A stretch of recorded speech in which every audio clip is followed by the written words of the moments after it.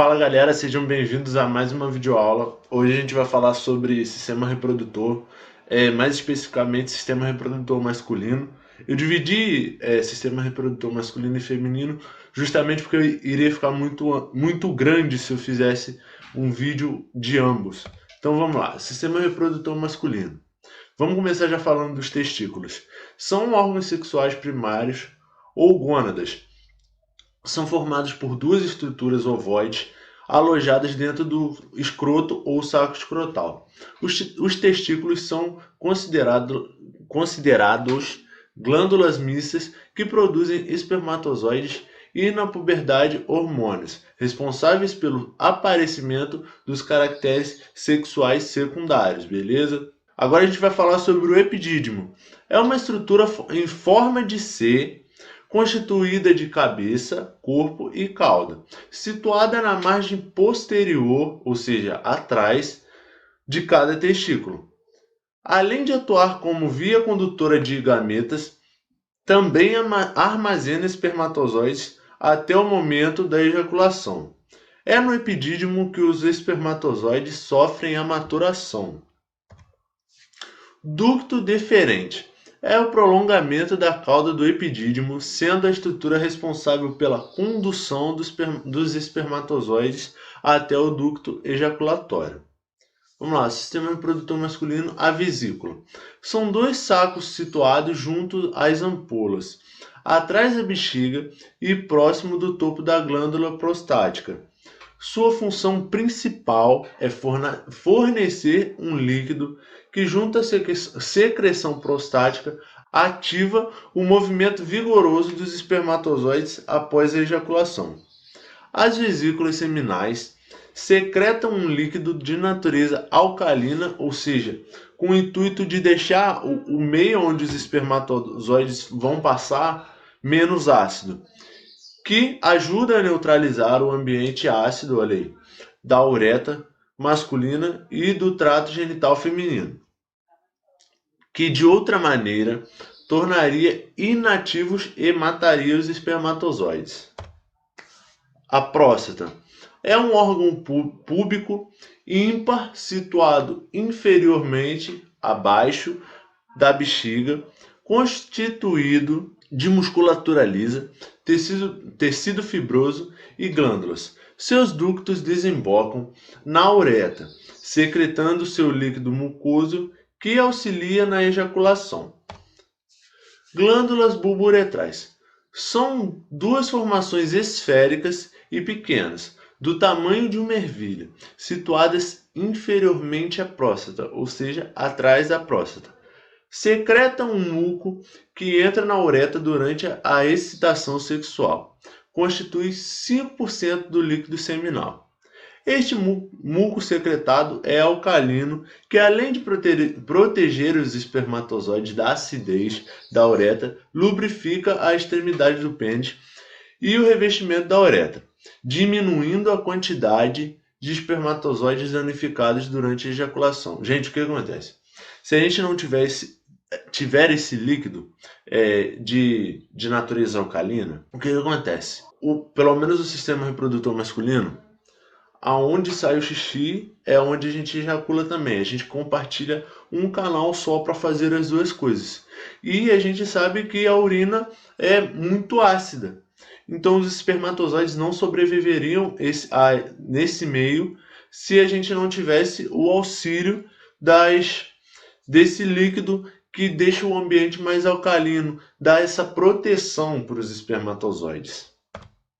O pênis é um órgão erétil copulador masculino, formato cilíndrico, preso à porção anterior, ou seja, na frente do períneo, formado por um tecido que tem a capacidade de se encher e esvaziar de sangue, alterando seu tamanho e tonicidade de acordo com o desejo sexual. É formado internamente pelos corpos cavernosos e pelo corpo esponjoso. Subdivide-se em raiz, corpo, glande e prepúcio, beleza? O saco escrotal. A bolsa escrotal, também conhecida como saco escrotal, tem a função de armazenamento dentro de si, ou seja, ela guarda os testículos dentro dela, de forma a proteger e manter os testículos em uma temperatura ideal. A bolsa escrotal é recoberta por pelos do lado de fora.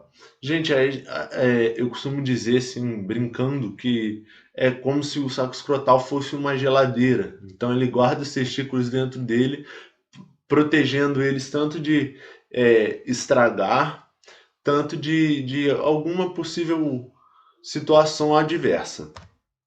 O sêmen. Os componentes do sêmen derivam de duas fontes, esperma e plasma seminal. O plasma seminal, por sua vez, é produzido pela contribuição da vesícula seminal, próstata e glândulas bulbouretrais, beleza? Vamos lá, alguns casos de infertilidade masculina. Alcoolismo, tabagismo e uso de anabolizante. O que acontece? Ele diminui o número de espermatozoides, ou seja, torna-se mais difícil do homem ter lá o seu filho ou a sua filha. Varicocele, varize nos testículos. O que acontece? Há um aumento da temperatura e, como eu disse para vocês, a função do saco escrotal é servir como se fosse uma geladeira. Então acaba que essas varizes impedem ele de fazer o seu trabalho normal e, em consequência, aumentando a temperatura, dá problema para os espermatozoides, beleza?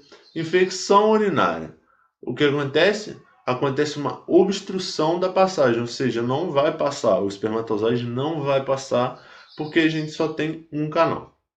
DST, a gente sabe que são doenças sexualmente transmissíveis, que causam anomalias no sistema reprodutor, as mais diversas DSTs.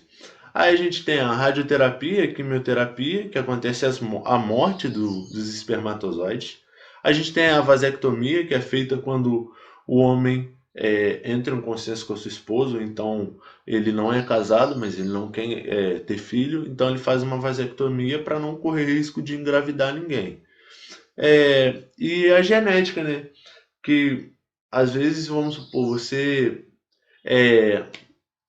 o rapaz lá, o pai dele teve dificuldade para ter ele, o avô dele teve dificuldade para ter filho. Então acontece que ele já tem uma genética de predisposição a não ter filhos e tudo mais. E aí o que acontece? Isso é uma baixa ou nenhuma produção de espermatozoide. O que complica ainda mais para ele poder fazer a produção de espermatozoide e, consequentemente, ele não vai conseguir engravidar a esposa dele ou namorada e assim por diante. Aí, aqui nesse finalzinho, vocês podem ver tudo que a gente falou ao longo. A gente tem ali a vesícula seminal, a gente tem o canal deferente, a gente tem também a bexiga. Como eu falei, o homem ele utiliza um canal para fazer as duas coisas, tanto para o ato de reprodução quanto para o ato de excretas, né, que seria o xixi. A gente vê ali a próstata, como falado anteriormente, a vesícula seminal fica um pouco atrás da próstata. A gente tem também ali embaixo o ducto, a gente tem a uretra, a gente tem o saco escrotal ou escroto, a gente dá para visualizar aí um testículo, a gente tem também ali o orifício urogenital, beleza? Então, galera, essa foi mais uma videoaula, espero que vocês tenham gostado. Da próxima aula eu vou trazer sobre o sistema reprodutor feminino. Enquanto isso, eu vou tentar também fazer um resumão de todos os dois sistemas e fazer uma videoaula daquelas em Paint, se possível e se der tempo. Espero que vocês tenham gostado, espero ter ajudado de alguma maneira. E qualquer dúvida, já sabe, meu contato está aí, é só me chamar. E até a próxima aula de sistema reprodutor feminino. Valeu!